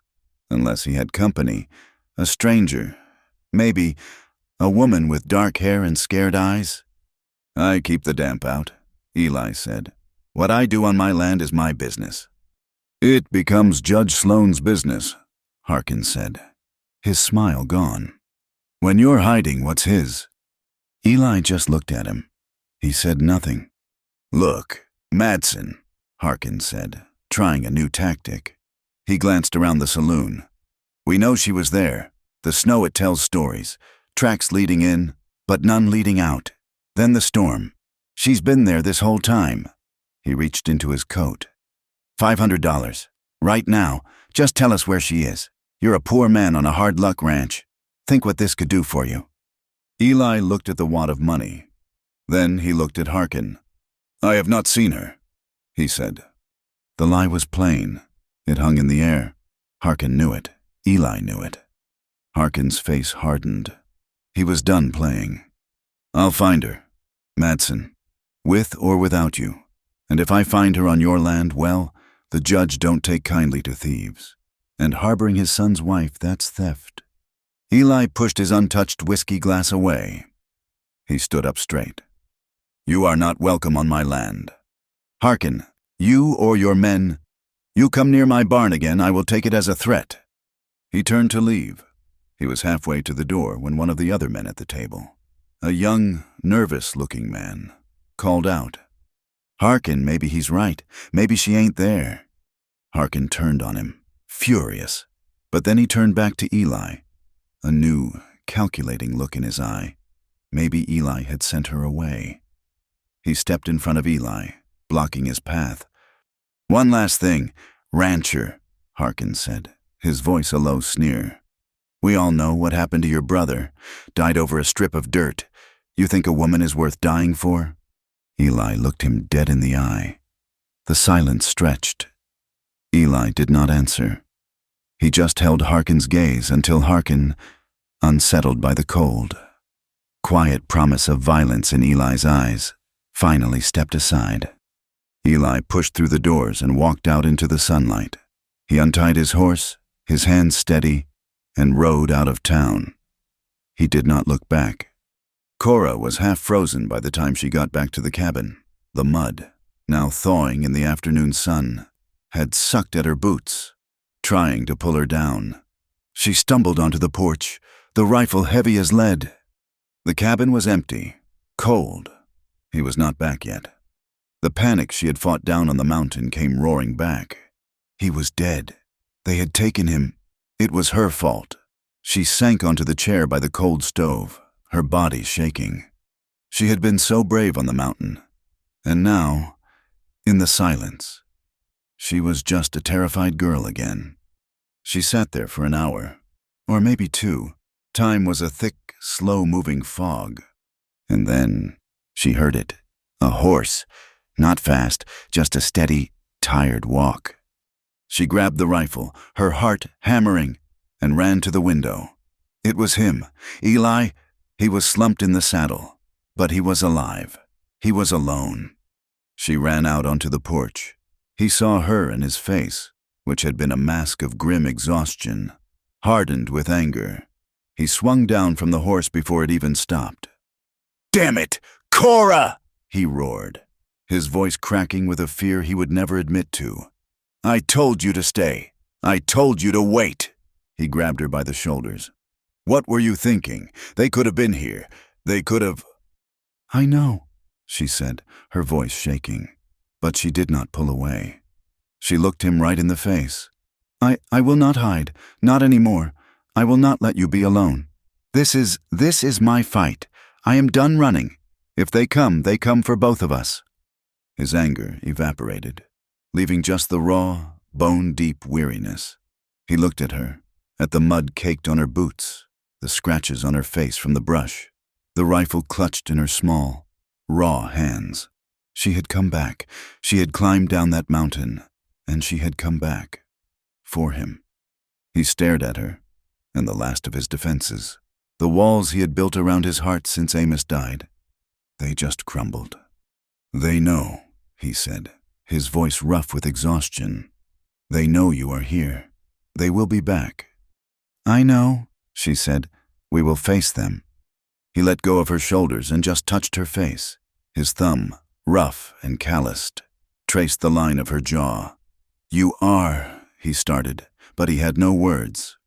She leaned into his hand, closing her eyes, her whole body trembling with the release of the day's terror. "You came back," she whispered. "I came back," he said. He led her inside the cabin. It was cold. He built a fire, his movements slow. Tired, she put her rifle by the door and stood, watching him. They were in a trap. The walls were closing in. They would likely be dead by morning. And in that moment, with death just outside the door, they had never been more alive. He turned from the fire. The small cabin was filled with a warm, flickering light. He looked at her. She was not a fugitive. She was not a victim. She was Cora, and he was just a lonely man who had forgotten what it felt to feel anything but grief. He walked to her. He did not kiss her. He just put his hands on her arms. "Cora," he whispered. "I was so afraid," she whispered, her voice breaking.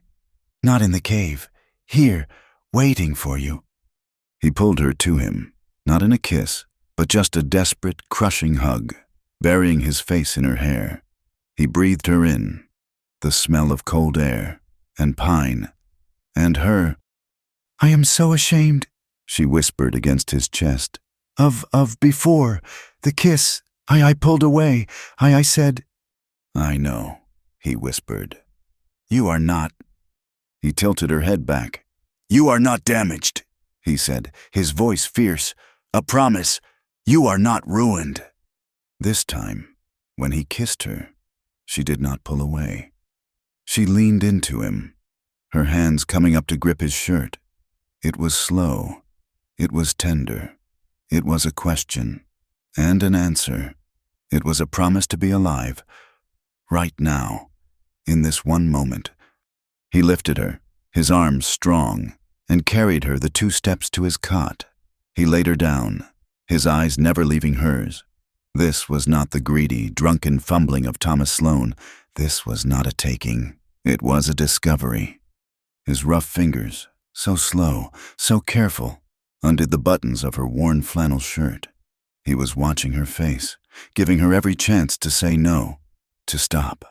She just watched him back, her breath held, her heart aching with a tenderness she had never known. He kissed her throat, her shoulder, and she felt the memory of Thomas's hands, the feeling of being soiled, begin to recede, to be washed away by this new, clean, respectful touch. "Eli," she whispered, her voice thick. "I am here," he whispered back, his lips against her skin. It was fierce, then a sudden, desperate clinging. The knowledge that they might not see the dawn, that Harkin and his men were out there in the dark. It stripped away all pretense, all fear. It left only this raw, fundamental need. To connect, to be human, to be whole. And when he finally, gently, made her his, it was not a violation. It was a healing. Cora wept. She wept during tears of release, of grief, of a profound, painful, beautiful unwinding of all the trauma, all the fear. She wept for the girl she had been, and for the woman she was becoming. And she wept after, her body trembling in the aftermath, curled tight against his chest. He did not speak. He did not ask her why. He just held her. He stroked her hair, his hand steady and warm on her back. He held her as the fire burned low. He held her as the cabin grew cold. He held her until the first, pale, gray light of dawn crept through the window. They were asleep, finally, lost in a deep, exhausted peace, tangled together in the blankets. The sound that woke them was not a voice. It was not a knock. It was a single sharp crack of a rifle. It echoed across the prairie, followed by the high, terrified scream of a horse. Eli was out of the bed before the echo faded. Naked, grabbing his rifle, he shoved Cora hard onto the floor. "Get down!" he yelled. "Stay down!" He crawled to the window, his rifle ready, and peered out. Down by the barn, his bay gelding, the one she had tended, lay in the mud, its body convulsing. A dark shape, a man, was standing by the corral. They were not coming. They were here. The rifle shot was a flat, ugly sound in the thin morning air. It was not a sound of hunting. It was a sound of execution.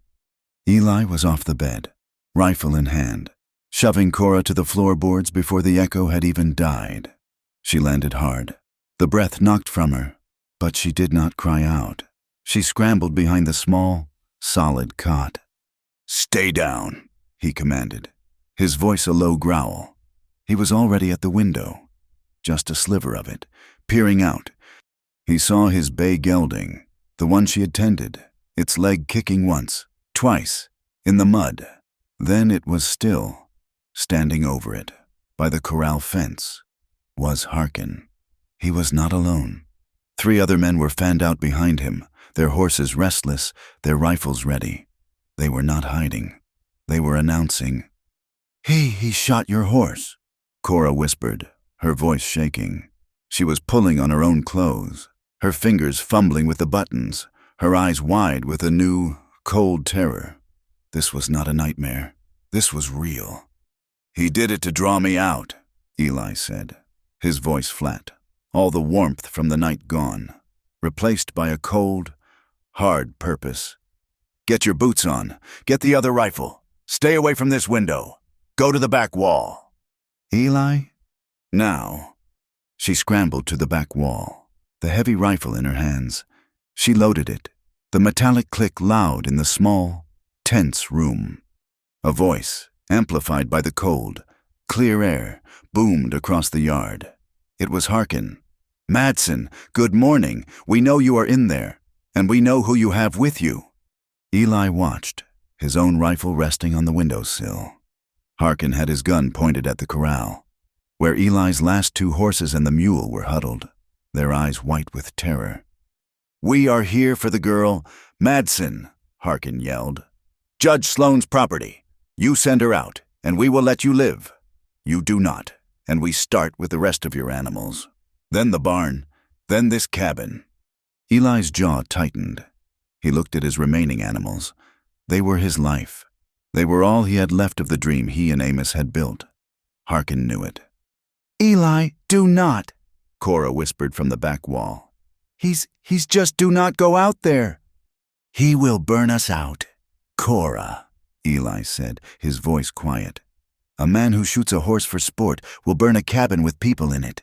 He wants a fight. He just wants to make sure he wins it." He checked the load on his rifle. He looked over at her. Her face was white, but her hands were steady on the gun. She was not the girl from the barn. "You stay here," he said. "You keep that rifle on the door. If any man but me tries to come through it, you shoot." "No," she said, her voice sharp. I am with you. This is my—" "You will do as I say." He cut her off, his voice iron. "I cannot fight them and worry about you.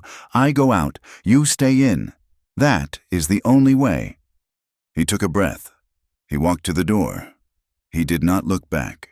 He pulled it open and stepped out onto the porch, his rifle held low and easy. Not aiming, but ready. The morning sun was bright, making the mud steam. 4 men. Harkin was in the center, a broad, ugly smile on his face. "Well, look at that," Harkin sneered. "The hermit comes out of his hole." "This is my land. Harkin," Eli said, his voice carrying easy. "You shot my horse. You are threatening my property. You need to leave." "We are leaving," Harkin said, patting his own rifle. "As soon as you give us the girl. We know she is here. We are tired of waiting. She is not property, Eli said, taking a step down off the porch, onto the frozen mud. She is a guest in my home, and she is under my protection. Harkin laughed. It was a short, barking sound. Protection. You are one man, Madsen. You are protecting nothing. He raised his rifle. Not at Eli, but at the corral. Last chance. Send her out. Eli saw his mare, his last good horse, shuffle nervously. He saw the cold, bored look in Harkin's eyes. He was going to do it. He was going to shoot them all, one by one. Eli's mind raced. He could not shoot all 4 of them. He would be dead before he got a second shot off. He had to change the game. You are a coward, Harkin, Eli said, his voice low and full of contempt. Harkin's smile faltered. He lowered his rifle a fraction. What did you say? I said you are a coward, Eli repeated, louder this time. You shoot horses from a distance. You come 4-on-1 to threaten a man on his own land. You are not a man. You are a dog on Sloane's leash. A bully. Harkin's face darkened with blood. You have got a big mouth, Madsen. And you have got a small spine, Eli said, taking another step into the yard, away from the cabin. You think you are a gunman? You think you are tough? You do not have to shoot my horses. You want her? You come through me. You and me. Right here. Right now. The yard went dead quiet. Harkin's men looked at each other. This was not in the plan. Harkin was the hired gun. He was the one with the reputation. Eli had just called him out. In front of his men, he could not refuse. You! Harkin licked his lips. He was a bully, but he was also a killer.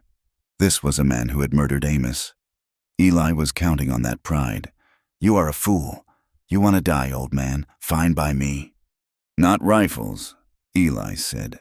Pistols? Man to man, or are you too scared to get that close? Harkin's face twisted into a snarl. Fine, fine. You are a dead man. He unbuckled his rifle belt and let it drop to the mud. He unbuttoned his coat, showing the pistol on his hip. Eli did the same. He laid his rifle on the porch steps. He unbuttoned his coat. His pistol, the one he had worn every day for a year, felt heavy and sure. What is the call? Eli asked, his voice cold as the stone in the mountains. On 3, Harkin said, his eyes narrowed, his hand hovering over his gun. 1. Cora watched through the crack in the window, her knuckles white on the rifle. She was not breathing. She was praying. 2. Eli's world shrank. There was only Harkin. There was the mud. There was the cold air. He saw Harkin's shoulder twitch, the man's eagerness to draw. 3! Harkin roared, his hand a blur. Harkin was fast. The shot exploded, deafening, and Eli felt a white-hot poker sear across his left arm. The bullet tore through his coat and the flesh of his bicep, a deep, burning graze that spun him half around. But Eli was not fast. He was careful. As Harkin drew, Eli drew. He did not aim for the chest. He did not aim to kill. He aimed for the threat. He aimed for the gun. His shot rang out a split second after Harkin's. It was one clean shot. Harkin screamed. It was not a roar of anger. It was a high, thin shriek of agony. His pistol clattered into the mud. He was clutching his right hand, his gun hand, which was now a ruin of blood and shattered bone. Eli stood, breathing hard, his left arm dripping dark blood onto the mud. Harkin was on his knees, howling, cradling his ruined hand. Harkin's 3 men stood in stunned silence. Then, as one, they all raised their rifles, aiming them straight at Eli. "Do not move! Madsen!" one of them shouted. Eli stood his ground. He did not raise his hands. He just looked at them, his face granite, bleeding in the mud. "Drop the gun!" the man yelled. Before Eli could answer, another sound broke the standoff, the sound of more horses, coming in fast. A party of riders came around the barn, 5 of them, but these were not gunmen. One man was at the front, dressed in a thick wool town coat and a bowler hat. He was flanked by two men who looked like clerks, and, to Eli's shock, the town marshal, Marshal Brody. The man in the hat was Judge Sloan. He was a large man, his face smooth and pink, his eyes small and cold. Like a pig's, he took in the scene in an instant. Eli, bleeding. Harkin, on his knees, wailing. His three other men with their rifles aimed. "What in God's name is going on here?" Sloan demanded, his voice a powerful, booming instrument of authority.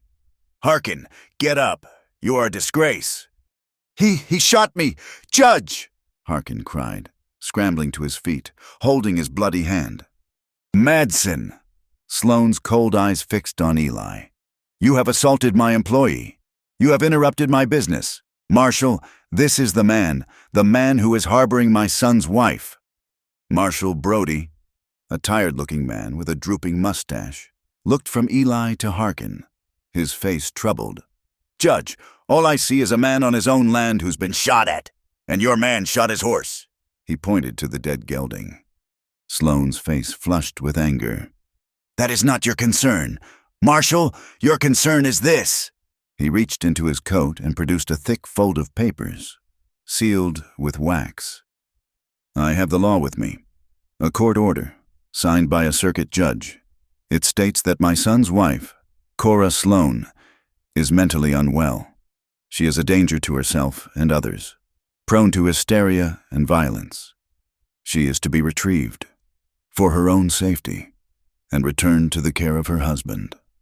He held the papers out. "I am here to retrieve her. This man, Madsen, is holding her against her will. He is to be arrested for kidnapping." Harkin's men looked relieved. This was better. The law was on their side. "Kidnapping?" Eli said, his voice a low growl. She is nothing to you," Sloan snapped. "She is my son's property. Now, where is she? Give her to the marshal, or we will take her, and we will tear this ranch apart to find her." The cabin door opened. Cora stepped out onto the porch. She was not crying. She was not hiding. She was wearing Eli's old flannel shirt and canvas trousers. Her dark hair was unbound, and she was holding the rifle, though she held it pointed at the ground. Her back was straight. Her eyes were burning. "I am right here," she said.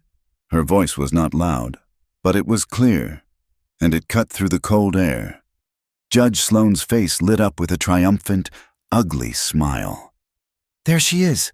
See, Marshal? Hysterical, armed, exactly as the papers say. She is not fit to be on her own. Take her." The marshal looked at Cora, his face full of doubt. He took a step toward the porch. "Ma'am, Miss Cora, we have to—" "I am not mad," Cora said, her voice shaking, but not with fear, with rage. She took a step forward, to the edge of the porch, so they could all see her. "My name is Cora, and I am not mentally unwell." She pointed her finger, not at the gunman, but straight at Judge Sloan. "That man," she said, her voice ringing out, "is a liar. His family, they did not marry me. They bought me. My father was in his debt, and he traded me, his own daughter, to clear his name." A low murmur went through Harkin's men. Even the marshal looked shocked. Sloan's face turned a deep, furious purple. "She is delirious. Do not listen to her. Marshal, do your duty." "I am not finished," Cora shouted. "He forced me into a marriage with his son, Thomas, and on my wedding night, that man, his son, he tried to force himself on me. He said his father had paid a high price for me and he would get his money's worth." The yard was dead silent. The only sound was Harkin's low moaning. Cora's voice was breaking, but she did not stop. "I fought him, I hit him, and I ran. I ran to save my life. And this man," she pointed at Sloan again, "he did not send men to find a lost wife. He sent hired guns. He put a $500 bounty on my head. He told them I was a thief. He told them I was mad. He wanted me brought back, shamed, so his son could finish what he started. That is the truth. That is the law you are here to serve." She stood there, trembling, having spoken her truth to the sky, to the men, to the world. Marshal Brody had stopped. He was looking at Judge Sloan, his hand no longer near his gun. He was a man who had seen a lot of ugly things in the territory, but he was also a man who had seen Sloan's power twist the law for years. He was tired of it. "Judge," Brody said, his voice quiet. Those are terrible accusations." "They are the ravings of a madwoman," Sloan roared, waving the papers. "I have the proof. She is unwell. Take her." "I do not know, Judge," Brody said, shaking his head. "These papers, they say she's unwell, but they do not say she is a criminal. I do not have a warrant for her arrest." He looked over at Eli, who was still standing, bleeding, but unbroken. And as far as I can see, this man, Mr. Madsen, was defending his home. Your man here, Harkin, he shot Mr. Madsen's horse. He fired on Mr. Madsen. It seems to me, Harkin is the one who broke the law here." Eli finally spoke, his voice low. "She is under my protection. Marshal, she is not leaving this ranch unless she chooses to." The marshal nodded, as if that settled it. He turned to Cora. "Ma'am, Mrs. Sloan, are you here of your own free will?" Cora looked at Eli. She saw his bleeding arm, his steady gaze. She looked back at the marshal. My name is Cora, and I am here." The marshal put his hand up. "Then I am afraid I cannot help you. Judge, I see no crime here. This is a domestic matter, and it seems the lady has made her choice. I cannot take her against her will, and I will not arrest a man for defending his own porch. I suggest you and your men move on." Sloan looked as if he might explode. He had been beaten. He had been beaten by a half-dead rancher and a slip of a girl. In front of the law, his power, for the first time, had failed him. He looked at Eli, his eyes promising murder. "You are making a terrible mistake, Madsen. This is not the end." He turned that cold, furious gaze on Cora. "You will always be my son's wife. The law says so. You will never be free of him." He wheeled his horse around, his face a mask of fury. "We are leaving." His men, looking confused and beaten, rounded up the wounded. Howling Harkin, they mounted their horses and rode out, following their judge, leaving a cloud of dust and the smell of gunpowder in the air. The yard was silent. It was over. For now. Cora did not move until they were out of sight. Then, the rifle clattered from her hands. Her legs gave out. She sat, hard, on the porch steps, and the sobs, the ones held back for the entire confrontation, finally came. Eli was at her side in an instant, his good arm coming around her. "Cora, you did it! You are safe!" She grabbed him, her hands finding the sticky, wet patch of blood on his sleeve. "He shot you," she wept, her terror returning. "He shot you." "It is a graze," he said, wincing as she touched it. "It is nothing. Come on, let's get inside." He pulled her to her feet. They left the dead horse. They left the blood in the mud. They went into the cabin and barred the door. She tended to his wound. Her hands, which had been so steady on the rifle, were shaking now. She tore a strip from her old petticoat, the last good piece of her old life, and washed the wound. It was deep, a long, raw furrow, but the bullet had passed through. "You were so brave," she whispered, her hands gentle. "No," he said, looking at her. I have never seen anything like it. You faced him. You told the truth." "I had to," she said, tying the bandage. "I am so tired of running." They sat in silence for a long time, the adrenaline fading, leaving a deep, hollow exhaustion. They had won, but they had not won. Sloan was still out there. That night, they buried the horse. They dug a grave in the hard, cold ground. A sad, small funeral. When they were done, Cora walked to the bunkhouse. Eli watched her. She came back a minute later, dragging something. It was the tattered, ruined, mud-stained remains of her white silk wedding dress. She had kept it, hidden in her satchel, this whole time. A reminder, a shroud. She dragged it to the fire pit they used in the summer. She looked at it, her face cast in the pale moonlight. "It is the last piece," she said, her voice quiet. "The last piece of her. The last piece of his." She did not set it down. She held it, looked at it, and then she threw it into the cold pit. Eli lit a match. He touched it to the dry, stained silk. The material caught, at first resisting, then flaring up in a bright, sudden whoosh of flame. The white turned to black. The lace shriveled. They stood together and watched it burn, the smoke rising up to the cold stars. It was an ending. Eli sat on the log by the fire, the heat warming his face. He took his knife from his pocket. He reached into his other pocket and took out a small, pale object. It was a piece of bone, sanded smooth by the river, something he had picked up last fall, thinking to carve a new clasp for a bridle. He began to carve. His good hand, the right one, was steady. His knife was sharp.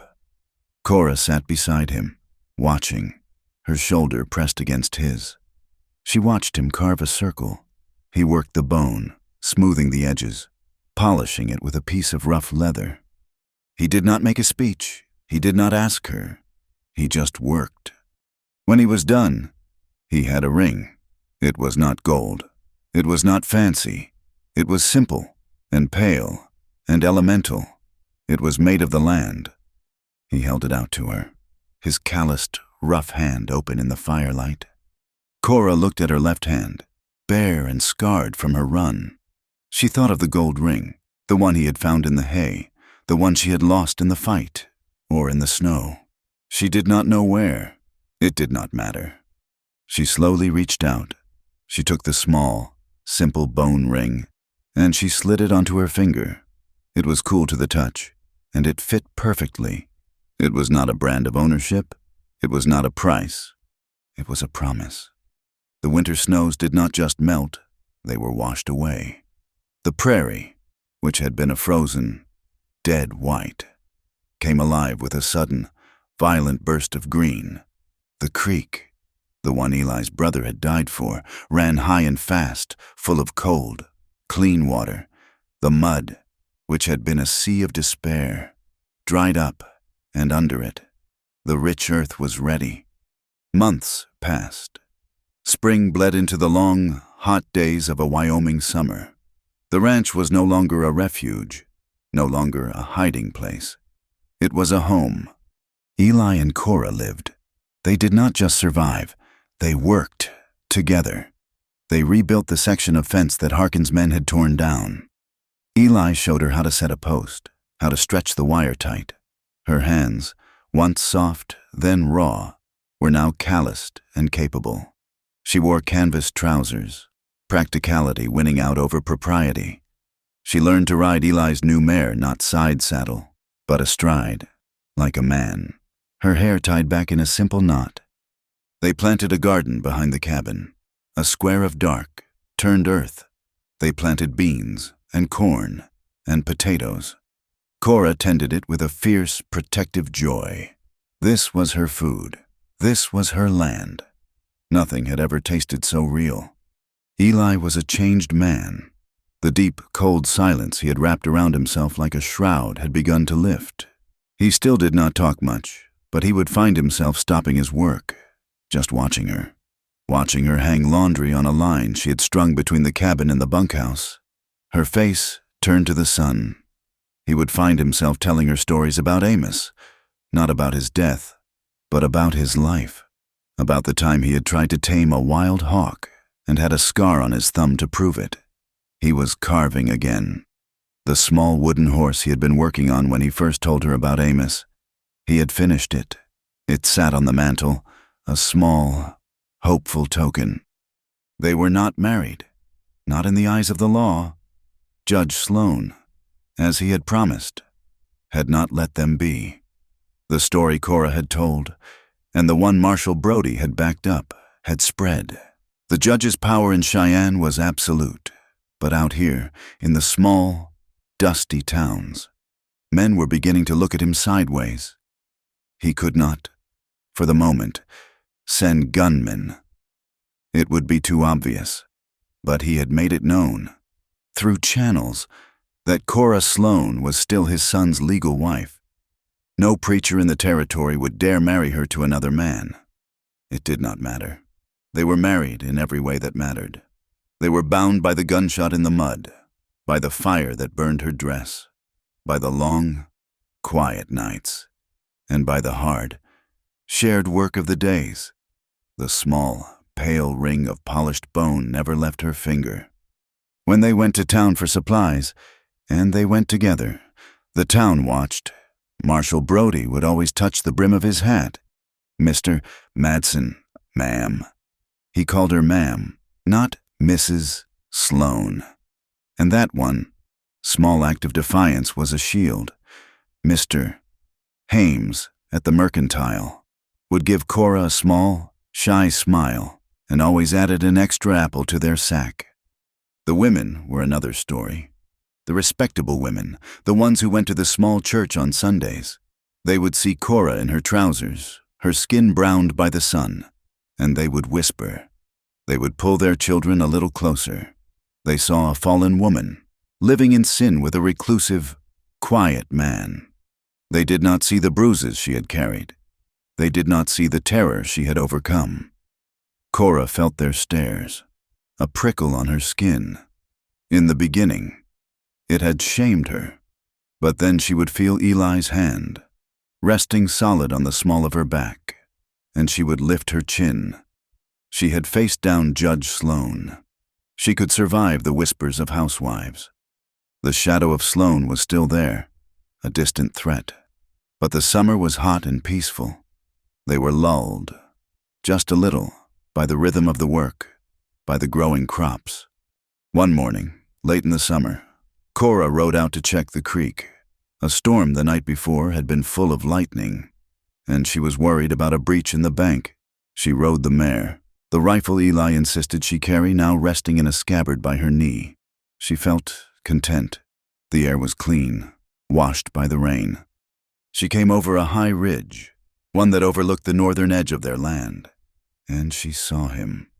A lone rider, just sitting on his horse, watching the ranch house from a long way off. Her blood went cold. The peace of the morning shattered. She pulled her horse back, behind the ridge, her heart hammering against her ribs. Hearken, they were back. Sloan had finally come. She pulled the rifle from its scabbard, her hands steady, just as Eli had taught her. She peered over the rock. The man had not moved. He was not dressed like a gunman. He was stooped. He looked old. He raised a hand, not in a wave, but in a gesture of surrender. He was not holding a gun. He nudged his horse forward, slowly, into the open. Cora rode out to meet him, her rifle held across her lap. She did not know what this was, but it was not an attack. As he got closer, her breath caught. The man was thin, his face a ruin of gray stubble and deep, worried lines. His suit, though once fine, was dusty and hung on his frame. She knew him. "Cora?" he called out, his voice a dry croak. It was her father. She stopped her horse 20 feet from him. She just stared. He was a ghost, a weak, broken ghost from a life that felt like it belonged to someone else. "Cora, my girl," he said, and his eyes, weak and watery, filled with tears. He looked a decade older than when she had last seen him. I knew I would find you here. They said you were with him." Cora said nothing. Her face was as hard as the granite she had hidden in. She felt nothing, just a vast, cold emptiness. "I had to come," he said, fumbling with his hat. "I had to explain, to beg you." "Explain what?"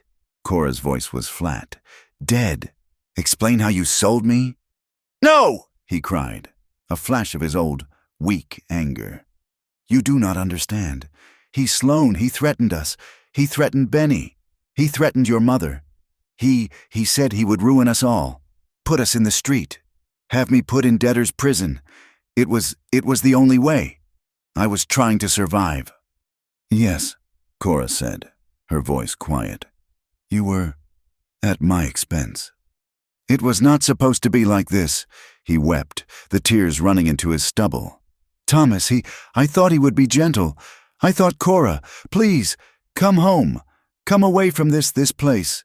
This man. Sloan he is quiet now, but he is not done. He will never be done. Come with me. We will go west, to Oregon, where he cannot find us. I can protect you now. I can be your father again." He was offering to rescue her. Now, after the battle was over, after she had rescued herself.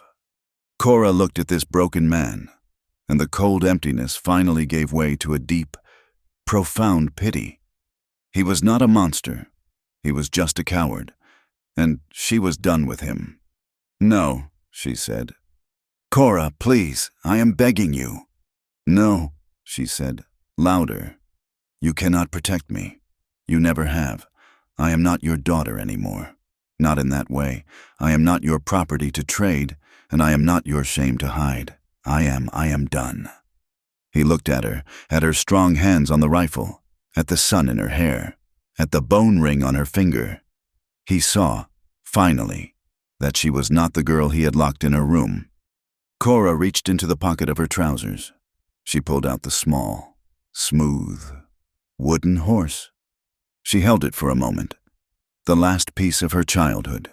Then, she nudged her mare forward and held it out to him. "Give this to Benny," she said, her voice softening for the first time. Tell him his sister is safe. Tell him she found a place to ride to, and tell him I love him, more than anything." Her father looked at the small toy, and his face crumpled. He took it, his hand shaking. And you," he whispered. "What do I tell him about you?" "Tell him I am free," she said. She looked at him one last time. "Goodbye, Father." She turned the mare, not slowly, not fast. She rode back toward the ranch, and she did not look back. She came over the rise and saw the cabin. Eli was on the porch. He was not holding a rifle. He was just standing there, his hands clenched at his sides, watching. He had seen her meet the rider. He had been watching this whole time, terrified, respecting her choice, but dying inside. He watched her ride up. His face was a mask of anxiety. He was waiting for the words. He was waiting for her to say she was leaving, that her family had come for her, that this small, hard life was not enough. She swung down from the horse, letting the reins drop. She walked up the steps, her boots heavy with dust. He just looked at her, searching her face, his heart in his throat. "Who was it?" he asked, his voice barely a whisper. "My father," she said. He flinched, his hands clenched, unclenched. Is he taking you?" The words nearly choked him. "Are you going?" She looked at his face, at the raw fear in his eyes, the fear of being left alone again, the fear she was just another ghost, like Sarah, like Amos. And she smiled. It was not a small smile. It was a slow, bright, real smile that lit up her whole face. She reached out and took both of his large, calloused, nervous hands in her own. "No, Eli," she said, her voice soft. "I am not going anywhere. Neither are you." She tugged his hands, gently, and placed them on her stomach. It was still flat, hidden beneath the thick flannel and canvas. He looked confused. "Cora, what?" "He came to take me back to my old life," she said, her eyes shining, holding his. "But he was too late. I am already home." She pressed his hands flat. "Eli, there is a baby. It will be here in the fall, when the first snow comes." He just stared. His hands, under hers, were trembling. He looked from her eyes, to their hands on her stomach, and back to her eyes. He was processing. A baby, his Cora's, a future. Not just survival, but life. A slow, unbelieving joy, a thing he had thought was dead and buried, broke across his weathered face. He did not shout. He did not laugh. He just made a sound, a low sound deep in his chest, and pulled her in. He held her, his scarred arm and his good one, crushing her to him, his face buried in her hair. He was shaking. He held her as if she was the last true thing on earth. That night, they sat by the fire pit. The air was turning crisp. The first hint of autumn was in the air. The stars were bright and cold. They sat on the log, side by side, his arm around her, her head on his shoulder. Their hands were entwined in her lap, her small, strong hand, with its pale bone ring, lost in his big, rough one. She looked into the flames, at the home they had built, at the garden, dark and resting, at the barn, rebuilt and strong. "I am not a runaway anymore," she whispered, the words so quiet. They were almost just a breath of air. Eli kissed the top of her head. He looked at her, and then at the fire. He saw the life they had fought for, the life they had built, and the new life that was coming. "You are home," he replied. "Thank you for listening to our story. We would love to hear where you are listening from, so please drop a comment below and connect with others. Do not forget to subscribe to the Wild West Campfire channel and share your thoughts.